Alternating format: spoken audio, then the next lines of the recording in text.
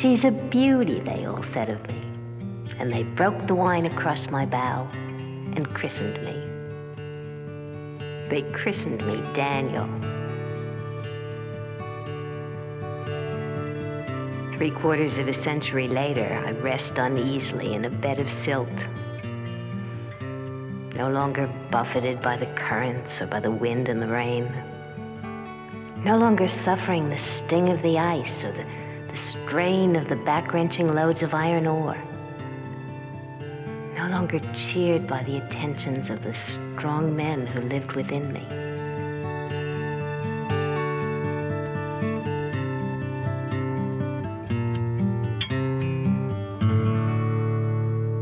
On Tuesday, November 29th, 1966, about 2 a.m., the Daniel J. Morrell broke up in a November gale. With 20-foot seas and winds gusting to 60 knots, the Morrell broke in two amidships. 28 men died in the near-freezing waters. 1 survived. I was asleep, and a loud thump woke me up. And then I heard the emergency alarm, so I grabbed my life jacket and I ran topside. The ship was breaking up. I could see a bright light from a big arc amidships as the electric cables broke and steam was hissing out of the ruptured pipes. Oh, it was cold. So I went back for more clothes, but all the power was gone from the forward section and it was dark. All I could find was my pea coat.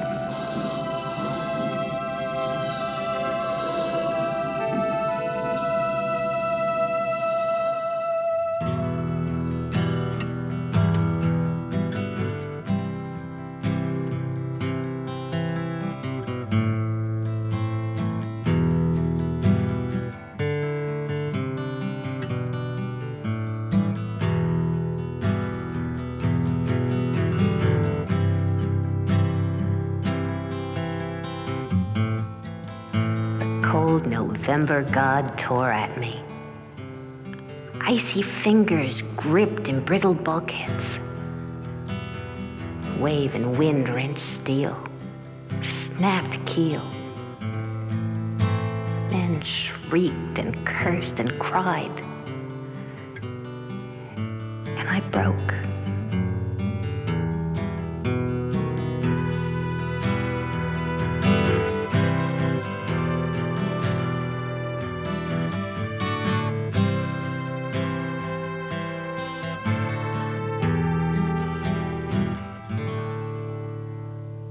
Got into the life raft with maybe 10 other men. Then the aft section broke away and we began to sink. Big wave knocked the raft overboard and somehow I got back on it. So did 3 others. Only 3.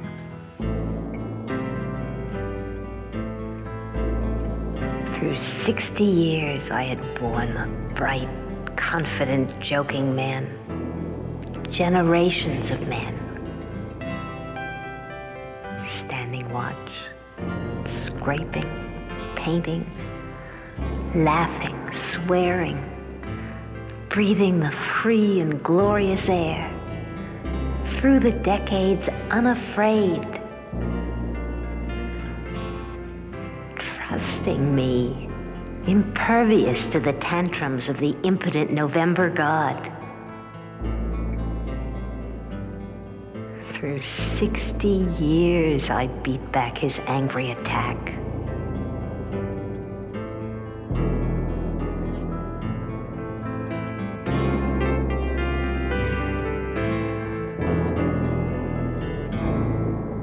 "36 hours after the Daniel J. Morrell broke up and sank in a howling gale, a lone survivor was rescued. He was lifted from a pontoon raft by a Coast Guard helicopter.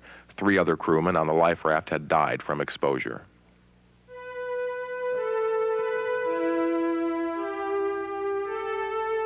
As we were floating out, I could see the two halves of the ship hitting each other. They'd separated, and the back part still had power and kept ramming the front part. Now we watched the bow sink. Just before it slipped under, I saw a man standing by the pilot house. I prayed he'd been able to radio for help. I prayed.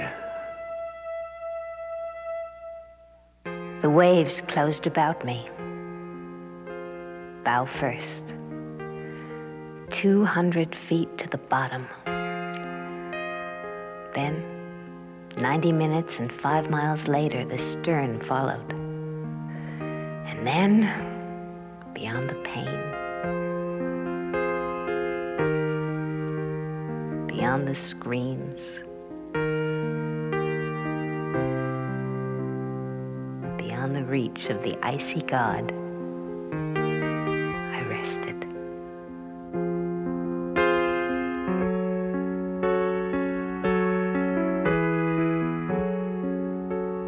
Long about daylight, the first two fellas died. Their eyes went strange. They had a glazed expression in their eyes. Another man died about 4 or 5 o'clock that afternoon. I figured maybe the next night I'd freeze. It was really cold. The ice all over the boat. I was in terrible pain. I was hoping to die. When rescued, he was wearing only a peacoat, a life jacket, and shorts. Physicians expressed surprise that he had survived the 36-hour ordeal. His 220-pound weight was credited with protecting him from the cold.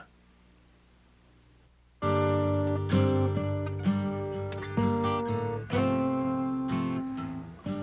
don't know, maybe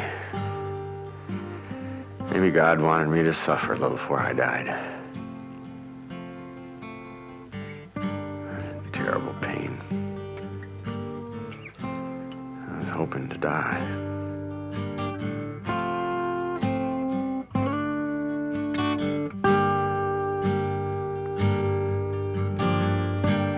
I betrayed them. They all died. All but one. In the end, the rust and the strain and the cold was more than I could withstand. And the waves. The incredible force of the waves.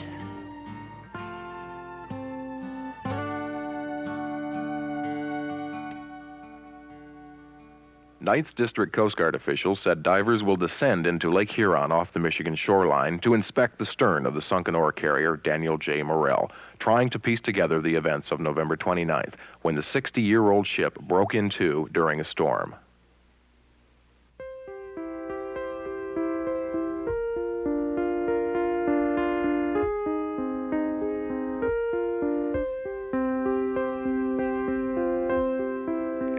I didn't want them to find me. I was ashamed. I felt naked, vulnerable. The cries of the men still rang through me. Through 200 feet of Huron seas, I felt the hot sting of tears. Wives, mothers, children. Some cried softly, and some shrieked their anger, their anguish at the cold November God. And I quietly mourned. I didn't want them to find me, to see, to know the extent of my failure. I didn't want them to. But they did. They descended on my stern, cut away samples of steel. They took their pictures, they searched. Intruders, others, not my men. Searching as though they could see through the murky waters, through 60 years. Searching for answers that must lie hidden. Answers that died with the 28. Searching for answers Huron will never give up. Based on evidence found on the stern of the Daniel J. Morrell, a Coast Guard Marine Board of Investigation has concluded that the cause of the ship breaking in half was a structural failure in the hull girder amidships, attributed to a combination of factors which produced successive brittle fractures.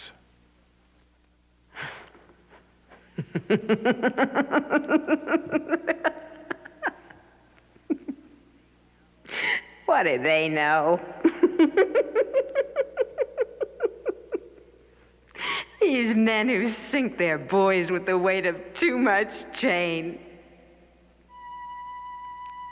What do they know of the power, the malevolence of the November God? God, what do they know?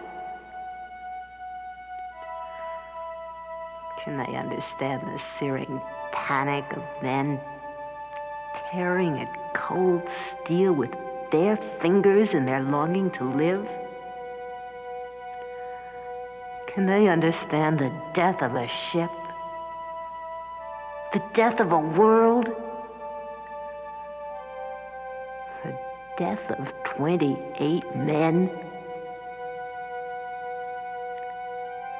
Go away. Please go away.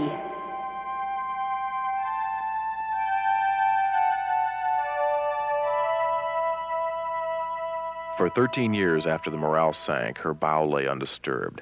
The Coast Guard had located her stern almost immediately, but it was not until May of 1979 that two scuba divers found the bow, where it lay under Lake Huron's 341 track, 5 miles from the stern.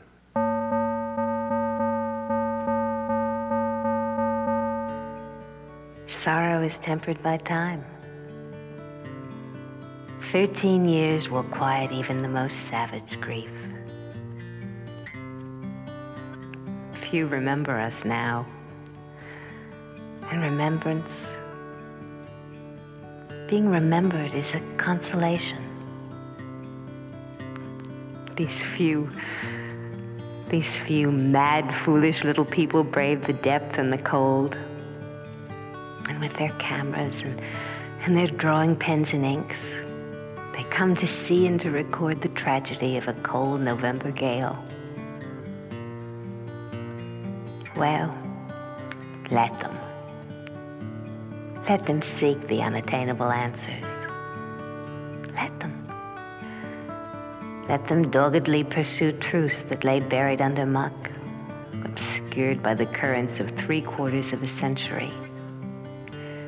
And if they can learn only a little to understand, only a little,